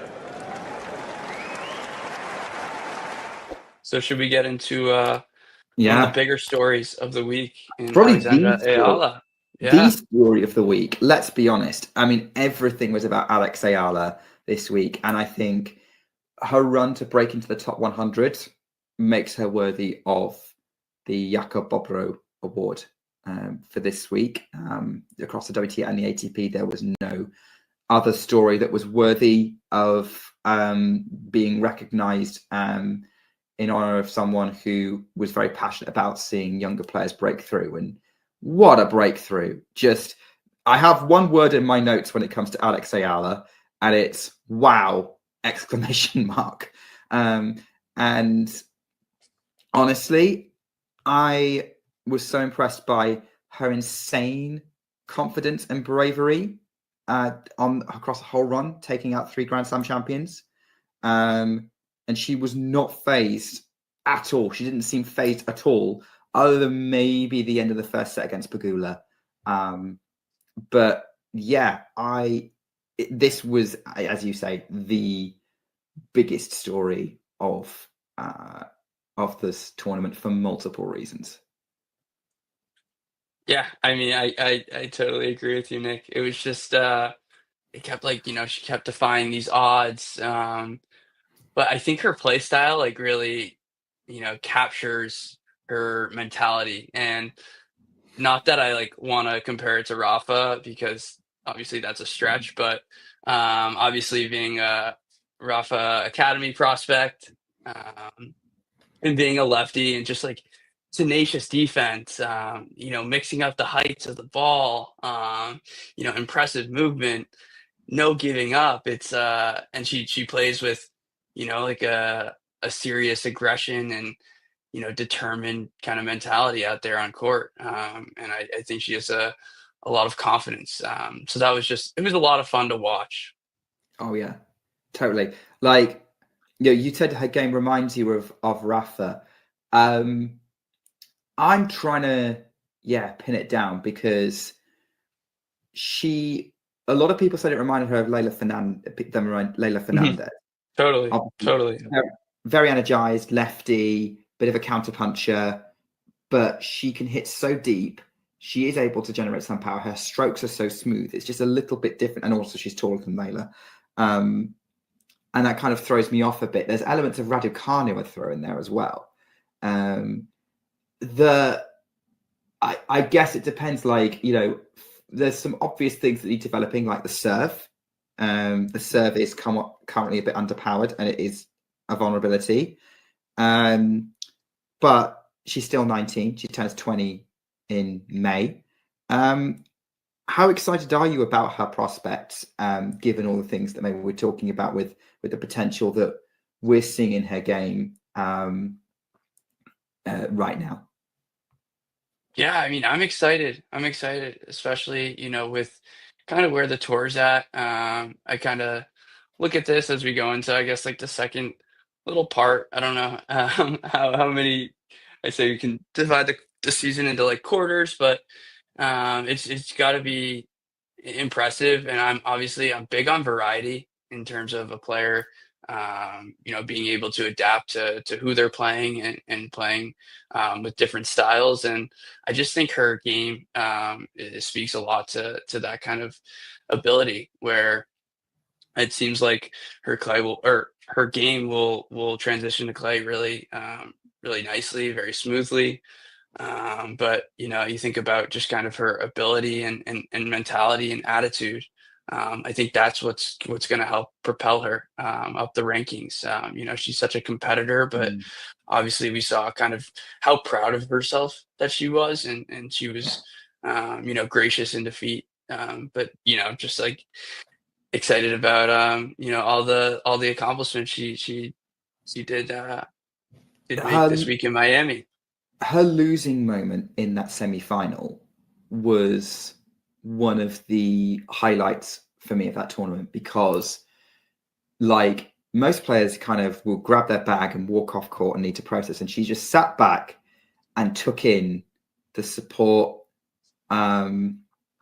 absolutely loving it, and appreciated like how well she had done despite losing what had been a very, very intense match. And I think, I talked about her confidence, her bravery, as you said, in her game. If she stays brave and remembers to love the game, win or lose, which she did this week, that's going to keep her a very, very strong player, regardless of any technicalities. She's going to be a ruthless competitor. And I think that's very, very exciting for the game of tennis, as is the sudden interest in the game that's come from the Philippines now. And I'm only saying this based on the fact that when I talked about the match with the semi-final, I put a tweet out and it got 1K likes and most of it was, and the vast majority came from Filipino accounts, as what I can assume. Like, there's a nation that just discovered this sport, and I think that's really, really exciting.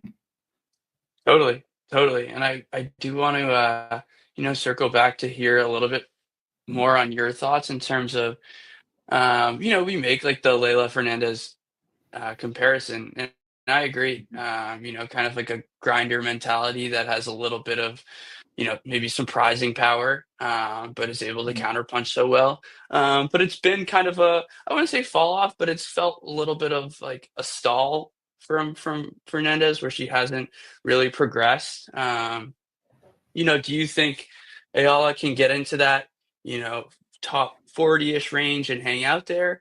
Would she be able to, continue to make that jump as she develops? Or I what's think so, I yeah. guess realistic kind of scenario, let's say over the next year or two? I think so. Look, Leylah Fernandez is hanging around the top 30 right now. And if you look at, how she performs, she's very sort of, she struggles to get a run together, but she usually wins 1, maybe 2 games a tournament. And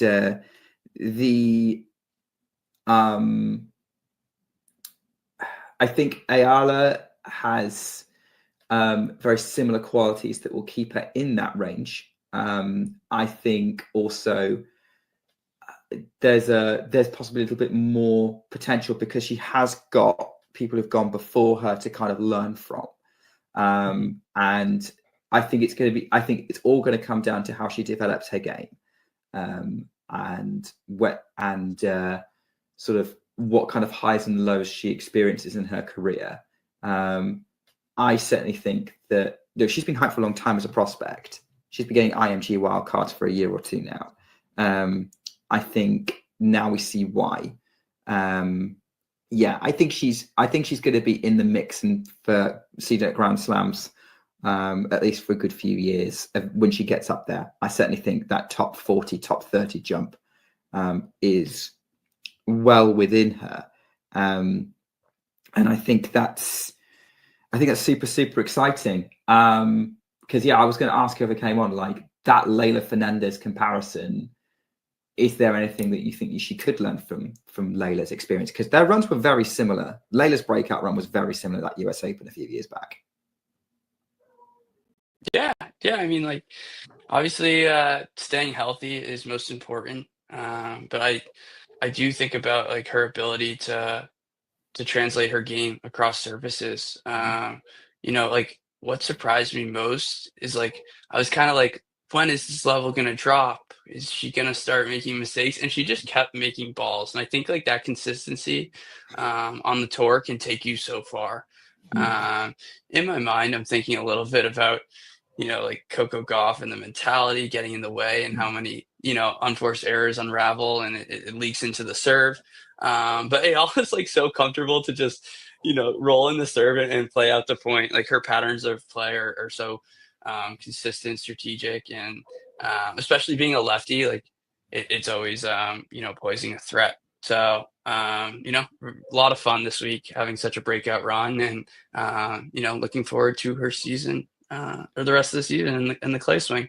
One last question. We said that Pegula versus Eala was one of the matches of the tournament, or you said that. I'm going to say it was the clear match of the tournament. I know Raducanu Navarro was pretty good as well. But I would say that in terms of the drama of the match and the consistent quality all the way through and the kind of what was on the line, I would definitely say that was the match of the week or at the tournament. Do you think we're still going to be talking about it as one of the matches of the year? Or is that a stretch? I think it might be a stretch. For a few reasons. One, kind of our timing here. I think like if Pegula went and maybe won it all, it would have a little bit more of a tick there. But yeah, I mean, I just think like here we are, almost like I said, like a third crazy run of the season. That match had it all, and it like you said, it was consistent quality throughout, and it was such a fight till the end. So I don't know. I mean, it was a semifinal though, so like that's And where. I think the other thing about what it had was drama Right. about it, and like there were momentum swings within every set. Each set was super close, even the 6-3 one. Like Eala was pushing to break back when Pegula was serving it out, and Eala could have won set 1. Pegula could have won set 2. All 3 sets could have gone either way, and I can't think of any other match this tournament that kind of had that. So in the women's side. So for me, I think that's where we're at. Good call. If you enjoyed this video, make sure you hit that like button. Don't forget to subscribe and click that notification bell so you don't miss out on all things tennis. Alexandra Eala's fairy tale run is at an end at the Miami Open as Jessica Pegula beats her 7-5, 5-7, 6-3. It was a mammoth battle between the two, with the match having many twists and turns before eventually Pegula emerged the winner. It was, though, Eala who started the brighter with an early break before Pegula immediately broke back. Eala then broke again and did serve for that first set, but 2 double faults cost her badly as Pegula broke back at such a crucial moment.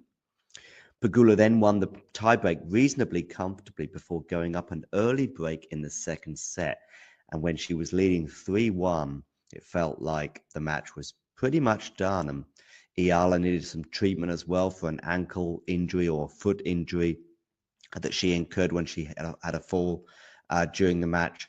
She got that sort of strapped up a little bit, but still it felt like that, plus some fatigue, plus the blow of losing that first set in such a dramatic fashion before going down a break in the second.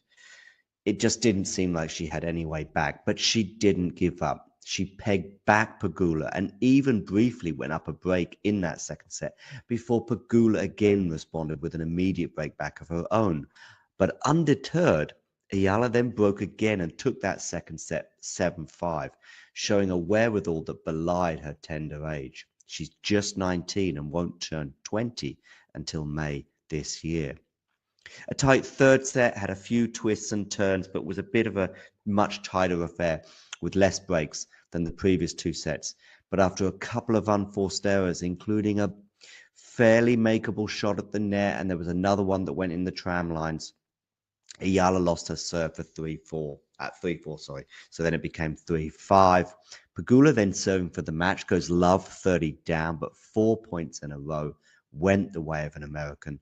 And Pegula will now play Aryna Sabalenka in the final in Miami in what will be a repeat, of course, of their US Open final showdown last year that went the way of Aryna. However, it was Alex Eala that still took many of the plaudits from today.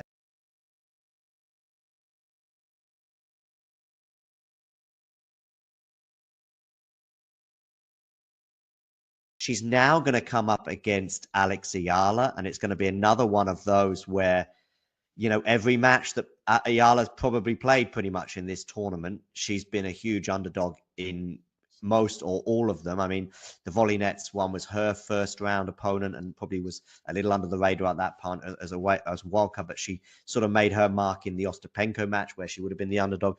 It gets, the tasks get bigger and meaner, and then she comes up against Madison Keys where she was a massive underdog but managed to overcome Madison spraying a lot of unforced errors in there, and then she had the walkover over Badosa before yesterday's monumental, mammoth, seismic, I think was one word I think maybe Damien used, and he's absolutely right, win over Swiatek. What were your thoughts on Eala's win there in particular? Yeah, John, this is just, it's been insane in terms of the run, but I think it's kind of the story of the WTA this year in terms of these kind of historic runs we're seeing. Obviously Madison Keys, definitely not, a big name to, maybe even compete for a Grand Slam, but she goes on a crazy run in terms of who are the players that she's defeating. Then you see Mira Andreeva, being 17 years old, taking down the top players back-to-back Masters titles, and now, we're in our, I think, 4th Masters so far in the WTA season, and here we have another amazing story of a 19-year-old wild card in Alexandra Eala taking down, numerous Grand Slam champions, in consecutive matches.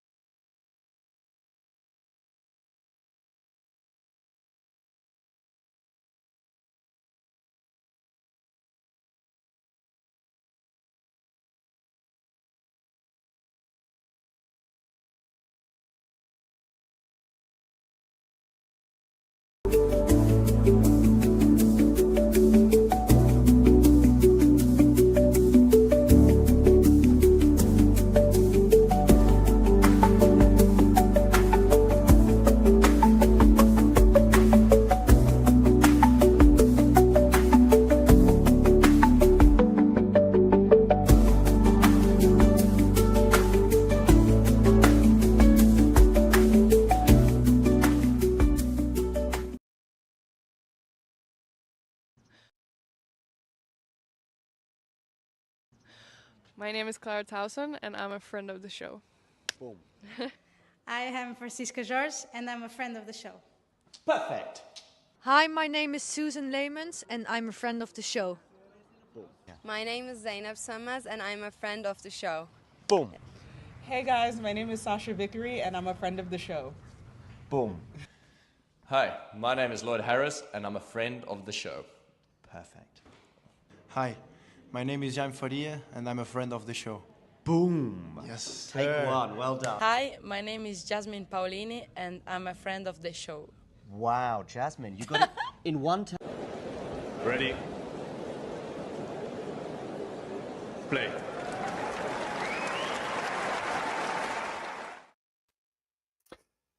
And finally, we're back after 2 rain delays. But the players are back warming up and almost done with that now. Eala against Koevermans in this first round match in Oeiras, the WTA 125 event. Yeah, the weather has not been good. Windy, rainy, and that rain was too much, so they had to have a couple of delays, but we're back now, and it's a kind of crucial point in the match with Eala up a set, but down a break in the second set, but having love 30 on the Koevermans serve, so perhaps a chance for Eala to break back. And, you know, that's something that's happened repeatedly in this match. Whenever Koevermans has gone up a break, Eala's been able to get one back immediately. So, yes. And of course, there's a big anticipation here because this is Eala's first match since that incredible run in Miami. And it looks like they've just finished their serves. Unfortunately, it does sound like it's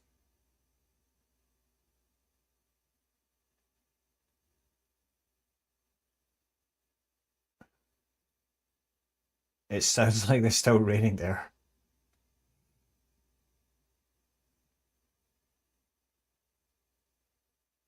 Yeah, the weather is not great, let's be honest, and hopefully this doesn't cause another delay, or at least nothing that's going to cause them to leave the court again. You know, on a clay court, we of course they can accept a little bit of rain, but oh no, I think they're going to leave the court again. So it looks like there's been a false dawn here, and that's just unfortunate. I think we're probably going to have to stop unfortunately, yeah, there we can hear it again from the umpire that play has been suspended. Okay. Yeah. I think we're going to have to probably stop it for now.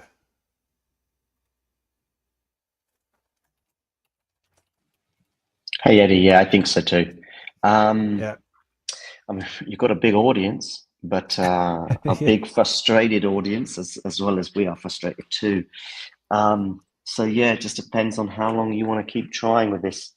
But I think yeah, it's probably for the best that we just stop it now, and which is unfortunate, but hopefully, you know, if for whatever reason they come back and you've got and we think we've got a good forecast and you've got the energy to keep going, then we could just do another stream and restart. But lots of people obviously tuning in, so please do hit that like button and of course subscribe if you haven't already, because that way the next time we bring you a match, particularly one involving Eala, and it may be today, it may be tomorrow, maybe another day, you will get a notification because you're going to click that notification bell as well, and you'll know when we're live. We'll also obviously got lots of pre-recorded videos both on Tennis Asia TV but also on Talking Tennis as well. So yeah, but either way, great to have you on board today. Sorry about the frustrations, but this is tennis, and we'll be back soon one way or another, won't we? Yeah. All right, cool. I'm going to play out the usual outro video and we'll see you all soon. Bye. If you enjoyed this video, make sure you hit that like button. Don't forget to subscribe and click that notification bell so you don't miss out on all things tennis.